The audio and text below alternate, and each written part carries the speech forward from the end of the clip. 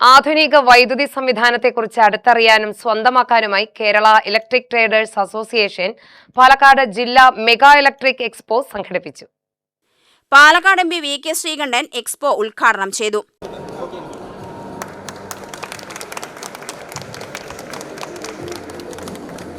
വൈദ്യുതി ചാർജ് ഭാരമാവുന്ന കാലത്ത് ഗുണമേന്മയുള്ള വൈദ്യുതി ഉപകരണങ്ങൾ അനിവാര്യതയാണെന്ന് അദ്ദേഹം പറഞ്ഞു. ഞാൻ കുറച്ച് സ്റ്റാളുകളിൽ പോയിരുന്നു. ഏറ്റവും അത്യാധുനികമായ ശാസ്ത്ര സാങ്കേതിക മികവുള്ള ഒരുപാട് ഉപകരണങ്ങൾ ഈ വൈദ്യുതി മേഖലയിൽ, പവർ മേഖലയിൽ പുതിയ പുതിയ സ്ഥാപനങ്ങളും അതുപോലെ ഒരുപാട് സംരംഭങ്ങളും വന്നിരിക്കുകയാണ്. പാലക്കാടും ഒരുപാട് കമ്പനികളുണ്ട് ഈ മേഖലയിൽ. അതിയായ സന്തോഷമുണ്ട്.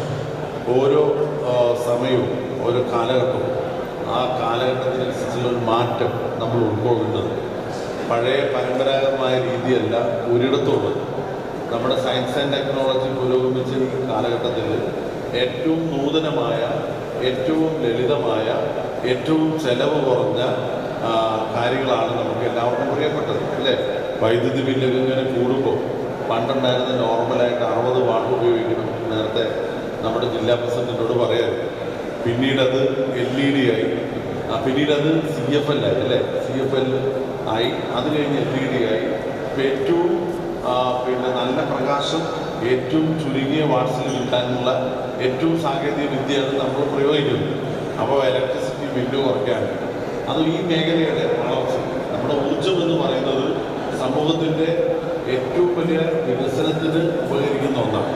അപ്പോൾ ആ ഊർജം, അതിൻ്റെ സോഴ്സുകൾ, പലതരത്തിലുള്ള ഗവേഷണങ്ങൾ നടന്നു വരികയാണ്. VP പ്രസാദ് അധ്യക്ഷത വഹിച്ചു.